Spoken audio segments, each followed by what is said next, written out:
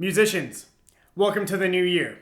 It's time to get ready for all the awesome things that are coming for you this year. And today, I wanted to give you my 5 musician resolutions. Now, if you're like me, resolutions like lose 20 pounds or stop eating sugar, get off of coffee and caffeine, haven't worked out too well. These resolutions are meant to not only be broad, but they're also meant to help you succeed in upkeeping them and succeed in your musical path throughout this year. Tip number 1. If you're not doing this yet, you need to be doing this. It will help you be successful no matter what kind of music you are into, no matter what career path you're involved in. Keep an awesome calendar. Musicians get booked and gigged, and you have to do so many different things with your time. And it's so easy to say yes or no to something and drop it and forget about it and not put it down somewhere.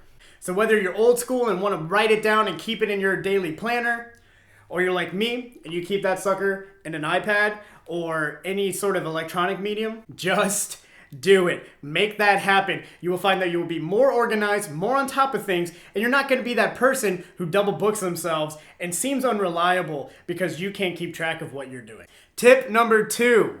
Have you ever woken up in the morning and said to yourself, I'm going to get so much done? And then you look at the clock at 4 p.m. You haven't gotten anything done except you've watched a season on Netflix or you've scrolled through Twitter for about 2 hours and your Instagram feed's looking really nice.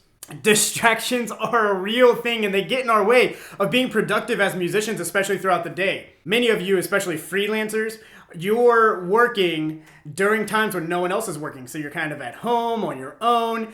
Or if you're a teacher, when you go home, you're so fizzled out from the workday that you let yourself get bogged down by things that are maybe not as productive as others. So this resolution is just be less distracted. Put things away. I use my phone, for instance, as a metronome. This year, I'm going to put that sucker in airplane mode every single time I decide to practice.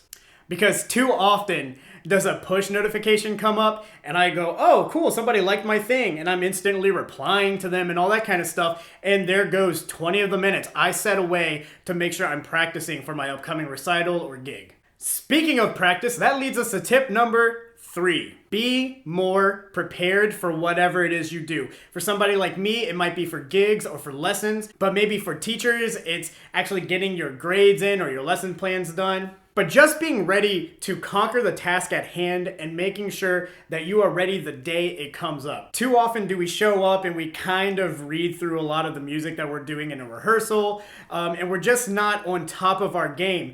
And imagine how much further your career could go, how much further you could go if you just sat down and gotten ready for that gig. And that leads us right into tip number 4. Set specific goals for your week. I've gotten into the habit here recently of writing down every Monday what I want to accomplish in my week. And everything from small daily goals and what I can get done at certain times to larger week goals or taking chunks out of even larger yearly goals. Just putting it down on a piece of paper or a notepad or anything like that to really help drive and push you and be very specific with yourself and how you're going to manage all of these things. Just having that checklist to check in with you and really think deep about how you're committed to yourself and the things that you want to do. Having that on a piece of paper is priceless. Tip number 5. One of the things that we are told constantly as we're going through school is do more listening. I'm going to stretch that out and I'm going to make it into do more anything. Consume more about our art and about how to be successful in our art. One of the great ways you can do that is by listening to podcasts like maybe the Young Musician's Guide podcast. Y'all think I was going to get through this whole video without doing a plug for something I'm doing?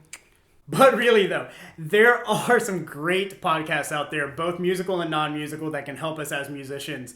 There's also take in recordings and CDs and listen more and read books about our art and just take it in and don't be so consumed in the job that you're doing on a daily basis stop you from actually growing yourself.